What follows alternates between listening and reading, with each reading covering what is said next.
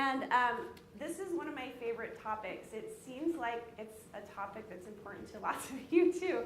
And it's something that doesn't often get talked about in terms of customer success. I want to give you a little bit of background on the Resumator. You can read through this slide. I have 3 people from my team here. Raise your hands. So if you have questions about the Resumator after this, you're welcome to talk to any of them. And if you have questions about compensation, you're welcome to talk to me. My background is in sales and in marketing and in customer success. So I have an interesting blend of all of those disciplines in my background. So I tend to skew toward liking variable compensation, which is not necessarily the case for every organization in terms of how they approach customer success. We like to talk about performers at the Resumator and hiring performers and retaining performers. And so in order to keep performers and to attract performers, it's important to have a mix of various different types of pay for them. And so you guys can read through this slide, but basically the 2 that I really want to focus on today are variable compensation or commission and how you might use that in a customer success team, and also contests. Contests are kind of a pet thing that I like to do for my groups, and so I want to share with you a little bit about how you can make those successful for your team as well. So why variable comp? You may know, if you've done some reading, there's a lot of academic back and forth on whether or not variable comp actually does anything for your organization.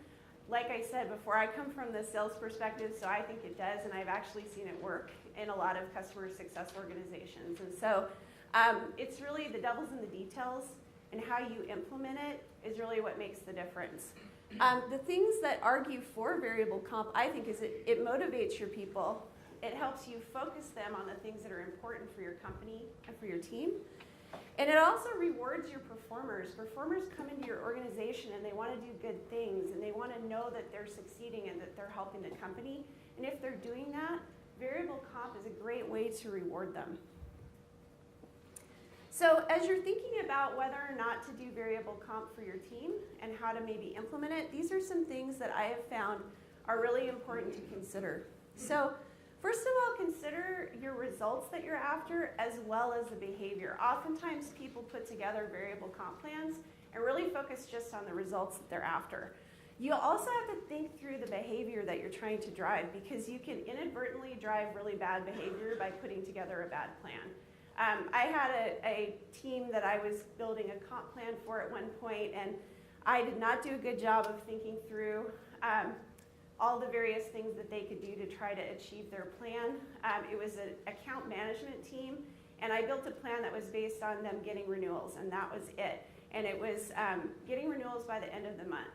And that's what my account managers did. And they abandoned everything else to do it. I mean, they weren't having account reviews. They weren't doing just regular outreach to their customers. It was all about renewals, and that's all they really focused on. And so it caused some behavior I wasn't really planning on. And so that experience and a lot of other mistakes along the way have led me to decide that results plus behavior are really what you should think about as you're putting your plans together. Another thing to think about is, how do you split salary and variable? And I see it in terms of a spectrum. And so as you go toward a role that's more toward customer service, you should probably skew toward a higher amount of salary and a lower amount of variable. As you start to drive more toward positions that look like a sales position, so maybe an account manager whose primary function is to drive expansion revenue, you want to think about more variable, less salary. I have seen plans work that are a 50-50 split in an account management team, depending on the type of role that it is. And so I think that you can go pretty far down the road toward a sales type of structure, even with a customer success group, depending on the roles that you have in place. Another thing that's really important to think about is the timeline. So if you have a person whose job it is to do something every month, like get renewals in every month, or make sure that cases are handled in an efficient way every month, you want to make sure that the variable is monthly, so it corresponds with what you're trying to get your people to do. On the other hand, if you have an executive or you have a manager who you want to have focused on longer term things, you want to think about maybe a bonus plan that's quarterly or annual so that you can tie that together with the goals that you have for that person. Finally, you want to make sure there are clear goals. This is something that I have a 10-year-old daughter, and so I talk with my daughter a lot about goals as she's starting to get ready to go into middle school, and so we've talked a lot about SMART goals. So SMART goals, hopefully you all know what those are: specific, measurable, attainable, realistic, and timely. She has a cupcake business. She's a pretty precocious kid, and so she has made a business plan for her cupcake business and has tried to every month have a SMART goal for her business. And so I think that's important as you're thinking about how to build comp plans too. You want to make sure that your team is tied to SMART goals. And so some things, I've got a bunch of stuff up here that you might want to think about if you have people in different kinds of roles. But the one thing I wanted to point out here is that tools like Totango and Salesforce and things like that that provide you with actual metrics on your team give you a basis for SMART goals for your group. And so you can use things like the Totango Health Score to create a metric that you can measure your teams by. So even if you don't have goals like sales or goals like retention, you can still have things to measure your team by that give you a basis for having a variable comp plan. So I'm going to take a little aside for a minute and talk about contests. Like I said, this is one of my favorite things. Contests are great. Contests are potentially a way for you to get around some variable comp for your team if your company is not supportive of variable comp for your customer success group. There are certain things that it's good for and certain things it's not good for. Driving short-term behavior is a great use for contests. So it's not something that you can really use to drive long-term behavior. You shouldn't have contests in place for long periods of time because they'll start to seem more like a variable comp plan and it'll become an expectation of your team. But short-term behavior is a great reason to use a contest or to have spiffs. Introducing new processes or products, getting people in habits is a great way to use contests. So if you're thinking, oh, I want to drive some education on my team for a new product we're releasing. Contest is a great way to do that. Also a great way to focus your team. I love using contests around the holidays because people are in and out and they're going to parties and they're thinking about other things. Having a contest is a great way to focus people on their work for that kind of period of time. It also helps bring teams together. I know there's sometimes some friction between customer success and sales. If you can bring people together by having a contest for both groups and team up people from different groups, you can really drive relationships on different teams in your organization, and that's something I've had great success with in the past. So those are some ways to think about contests, and like I said, those can be a great way to buffer your salary if you're not going to go down the variable comp path.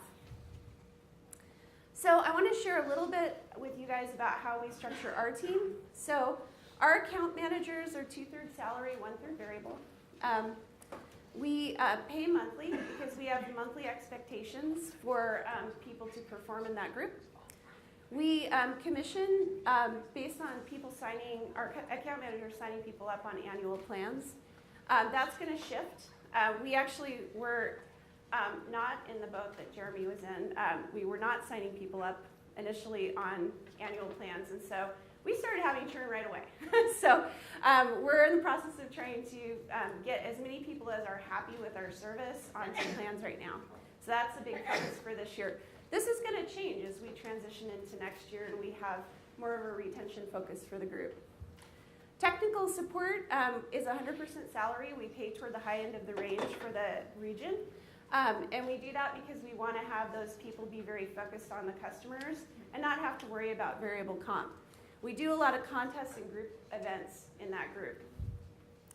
Our implementation team right now is 100% salary, but we're actually in the process of looking at introducing a bonus based on successful onboarding. And then, of course, our people managers are salary plus bonus. Right now, because we're a SaaS company and we're a startup, we want quick achievement of goals, and so we're paying that quarterly instead of annually.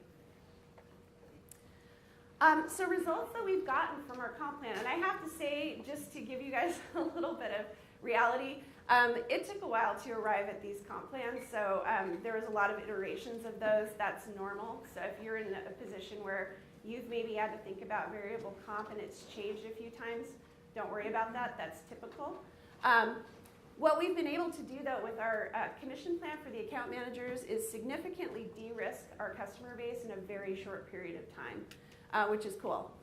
We've been able to increase the focus on quality. So our technical support team really focuses on quality of interactions without worrying about having to achieve commission. And then we've been able to really identify different leaders in our group because they stood out as performers. We have leadership training in our team. That's one of the benefits that our company offers.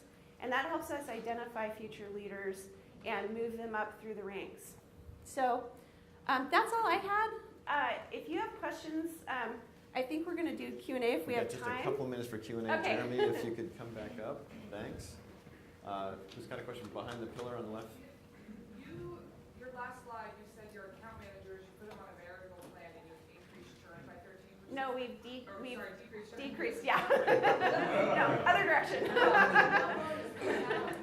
What were they on prior? And like, what specifically in their jobs did they change focus on? That was a new function when I joined the company a year ago. So I introduced that function, and initially I had them on salary, a 50% salary, 50% commission plan, and the commission was entirely based on churn reduction.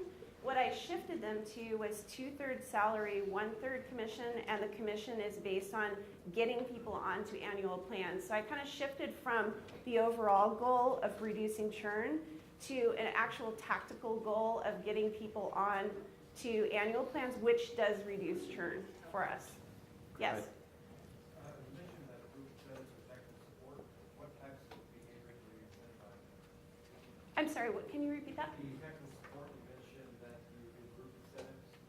Yeah. What types of behavior do you incentivize? We're giving them incentives to transfer customers that they think are likely to need training that we can sell, or customers that we think are a good fit for an annual plan or a pre-build plan over to the account managers so that they can actually talk to those customers and see if that is a good fit. So they're kind of warming people up for us. The other thing that we're giving them incentives on is things like building articles for our knowledge base, and then also helping us to reduce our metrics in the support group. So time to resolve a problem, or the time to actually get back in touch with a customer who's contacted us. All right, unfortunately, that's all the time we have. We're going to get you guys off to the next one. Thanks for making the trek out to breakout room 3, and thank you to Jeremy and Kristen.